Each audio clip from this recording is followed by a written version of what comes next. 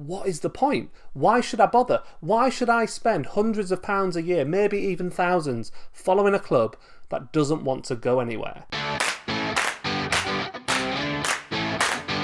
You may or may not know that I'm a big NFL fan. A couple of weeks ago, Chris Westling from my favourite podcast called Around the NFL sadly died of cancer. So I've been thinking about Wes quite a lot recently.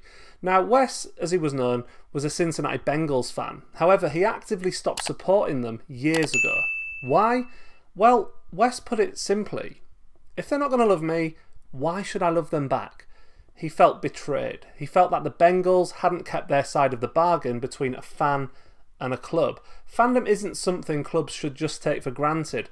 After years of mismanagement and false dawns, it took its toll on Wes's fandom, and he wasn't prepared to support the Bengals anymore as a result. Clearly this has some parallels with the situation we find ourselves in as fans of Newcastle United right now. I've said this on Twitter a few times over recent months, but is any Newcastle supporter really getting any pleasure from the team anymore? Is anyone getting any joy out of supporting the club anymore? For me, and I appreciate other opinions do exist on this, but for me, I really feel completely detached from the Newcastle United I grew up watching and supporting right up until my late 20s. I've even reached the point where if we lose, I don't feel that bad about it. In the past when we lost, it'd really seriously affect my mood. Perhaps that's not healthy or a good thing, but I think it is normal in sports fandom.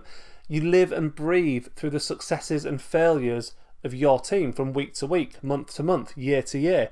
Maybe more worrying is that when we win, I don't get that excited either at the moment. Please, yes, but do I allow myself to get carried away anymore?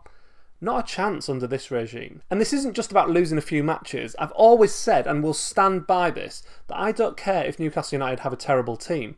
I don't care if Newcastle United lose regularly. I'm used to that. I don't care if Newcastle played their football in Division 3 like the Mackhams. I will accept those things if I can see that the club and its owners are at least trying to get better.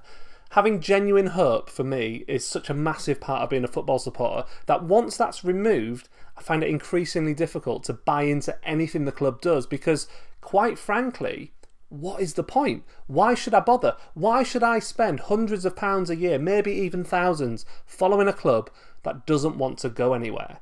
Why should I accept having a manager like Steve Bruce, who is so obviously out of his depth in the Premier League, it's embarrassing? Why should I accept that the aim for Newcastle is literally to finish 17th every season and nothing more? I posted on Twitter the other day that Steve Bruce needs to leave Newcastle United. As ever, there's always a few contrarians on that site, which should come as no surprise to anyone, of course. However, one tried to convince me that Bruce isn't the problem at Newcastle United. Now let me just explain why I think that simply isn't true. There's many problems at Newcastle United, and Steve Bruce most definitely is one of them. However, my view on it is something like this. There is one massive problem at Newcastle United, and if we can remove that problem, then we'll have a brighter future almost immediately. That problem is, of course, Mike Ashley. Now I know, and I know you know, that Ashley is the cancer that's shafting the club good and proper. It really doesn't need to be said that Mike Ashley is the biggest, hugest, massivest, biggest problem at Newcastle United. I don't even know if those words are real. It'd be really good if we could all just assume that we all know what the problem is when anyone makes any point about any other problem at St James's Park. Don't point it out to me when I moan about Bruce that there are bigger issues. I know there is, but there are also lots of smaller issues at Newcastle United too. Here are two of them: Lee Charnley and Steve Bruce. And you cannot simply ignore the smaller problems. Shrug your shoulders and say, well, Ashley's the problem. Because it's just mad if you do that. If you don't think we can deal with the smaller problems even under Ashley, then we're in big trouble. If you just accept that Bruce is there and we can't do better, even under Ashley, then you must be mad. We had Rafa, we've had Chris Hughton, and I'd even say Pardew was a better manager than Steve Bruce is. Bruce's football is rancid, turgid crap that nobody, no set of supporters, should accept. I mean, we even have Aston Villa fans feeling sorry for us right now.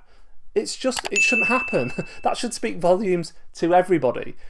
Let's look at Villa, shall we? Does anyone out there believe that Villa fans still wish Steve Bruce was in charge? Of course not. They've seen the light. They've got rid and they've accelerated past us, playing a better brand of football as they've done it.